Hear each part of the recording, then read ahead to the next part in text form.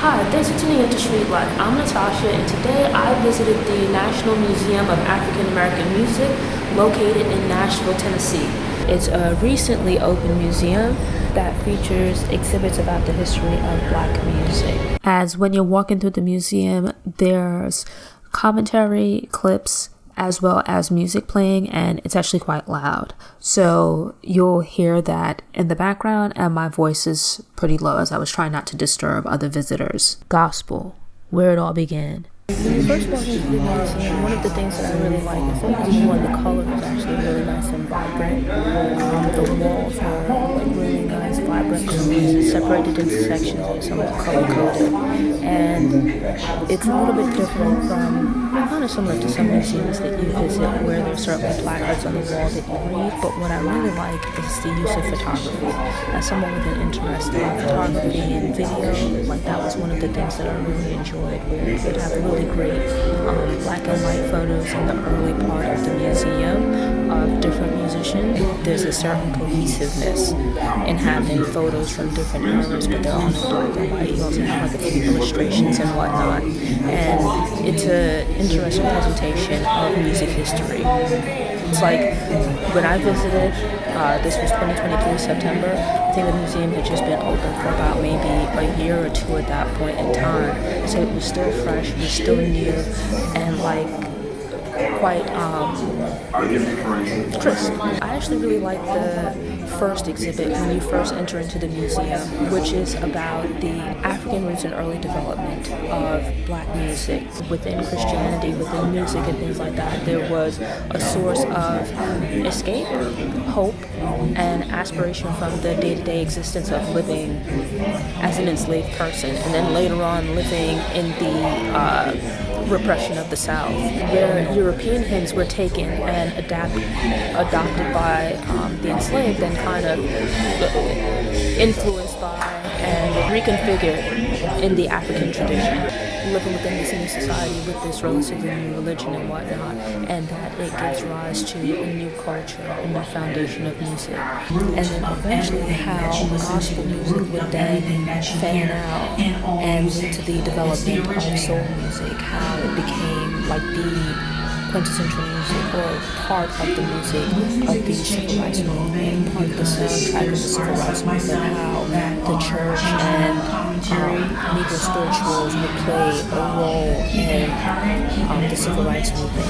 And then also the tradition, or really pointing out just how many singers, songwriters, and artists that would go on to loom large in Black music history, that they actually got their start in gospel music sensation, and how they took Negro spirituals and this Black music tradition and took it around the world.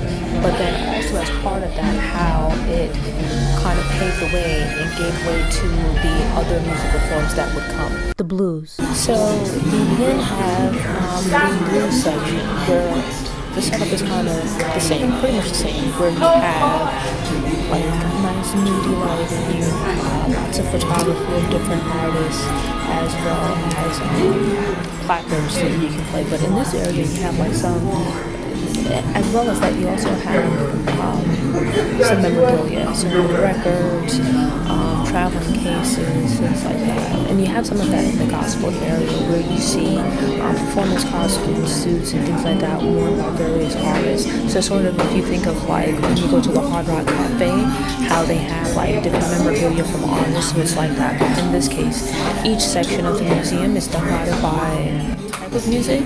So with that, you have artists that fit within the genre, and with that, you have like memorabilia and photos of people from that specific genre. The blues section is pretty cool because I was familiar with some of these artists as I'd done profiles of them. So it's pretty cool to see them in this different context and to see photos and things like that about them. And then also to see and learn about other artists that I hadn't heard about before. As part of that, there's also explanation about how the music moved and spread. So you had where like the blues started out in the Deep South, which was like more rural, and then as people moved during the Great Migration, after the Great Depression, as they started to move elsewhere in search of work and freedom from the oppression that they were experiencing in the South, you had something that is more contemporary and people started that to places like envelops Chicago, all the Memphis, different and sounds that are St. going Louis, on and those would today. become these centers. And then you've got these musicians. Jazz.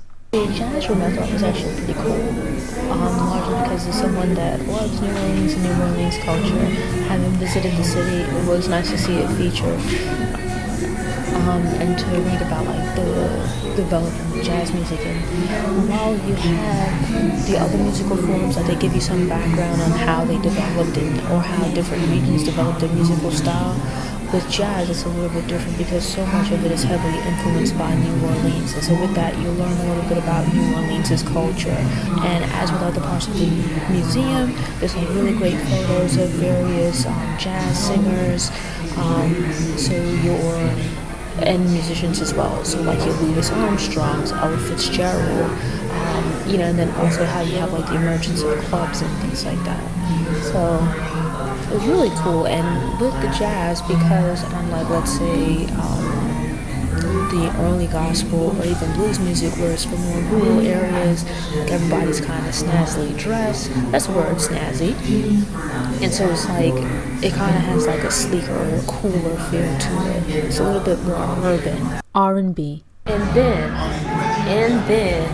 you have my favorite section, which was R&B. I actually like the music starting in the 60s, so this would be your Motown, your Stax and whatnot. I haven't made it to Detroit as yet, but visiting Memphis, I did have a chance to go to the Stax Museum, and that dives like really deeply into the history of that label. But it's cool here to get an overview of the two major labels putting out black music at the time, R&B music at the time, which would be Motown, Tamla, and Stax. You see like photos of like some of the well-known artists. So this would be your Smokey Robinson and Miracles, as well as your Supremes, Otis Redding, and like just various other artists. You have Sam Cooke is mentioned again, as well as your Stevie Wonders. At this point, you start to, as the times change, there's still like the album covers and things like that, but you see sort of this beginning transition from black and white to color photography, as color photography was becoming more prevalent during that time. But it's cool to still see like old photos of like Martha Reeves and the Vandellas, old like tour posters or promotional posters for upcoming show dates, various records and things like that. A pretty cool part of the museum is within the R&B section. There's profiles of various black executives from within the music industry. So some of like the people behind the scenes who helped to bring a lot of black musicians to the floor, played a pivotal role, but that you might not know as much about. So like managers, the record people, the people working more behind the scenes that helped to get out a lot of these albums and helped to make a lot of these artists very successful. Like this here is like getting into the stuff that I like. Like jazz and all of that is cool, but like R&B is my thing. Especially like if we're talking like 70s, 80s, 90s, like these are artists that I know, these are artists that I like. It's like the type of music I like. You have everything covered here from like funk up to 70s, R&B, so like your Earth, Wind and Fire, your Natalie Coles and whatnot. Philly sound, so Gamble and Huff, and then on into the 80s. Obviously there's mention of Michael Jackson with the Thriller album, Prince with the Purple Rain album, and then past that into New Jack Swing, Janet Jackson, Whitney Houston, of course, as well as your Mariah Carey. So these really, really big artists that I grew up knowing. With that, R&B gives way to hip-hop, which is like my second favorite. Hip-hop, rap. So with that, the museum pretty much ends with hip-hop. which is really cool because, and I think it shows like the breadth of hip hop as far as how it was more than just music. It became like a whole cultural movement, because whereas in other parts of the museum there's focus on the music, here you see like the fashion comes into play. You know, you have the thing about production and then entrepreneurship, and just where other musical forms were a part of black culture, hip-hop itself became a subculture of its own, right, with its own like certainly its own style of music, but then also its own style of fashion, entrepreneurship.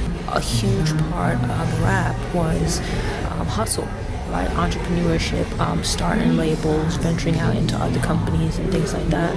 And it's actually pretty interesting when you think about it, where certainly within other black art forms of music, you know, the starting out, the artists weren't particularly rich, but especially within hip hop, where it had its very foundation in this history of coming from these poverty-stricken neighborhoods, in the case of the South Bronx, and then, you know, leaping over to the West Coast, to South Central and places like that. And really it would rise from the poorest black neighborhoods that, and I think that speaks to why entrepreneurship and hustle and getting money and all of these other kind of things factored in so hugely within music.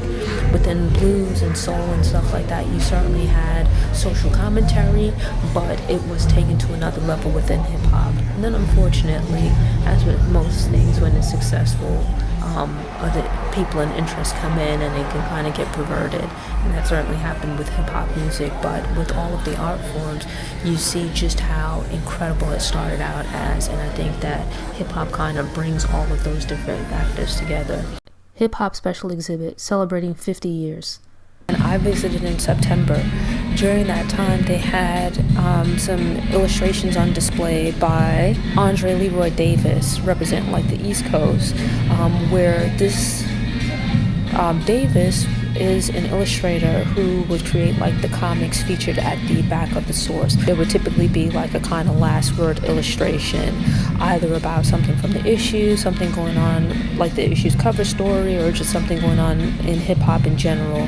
And so here they feature like several illustrations, some of them from back when he was in college, and then some of them being from illustrations from the source. So it's actually pretty cool.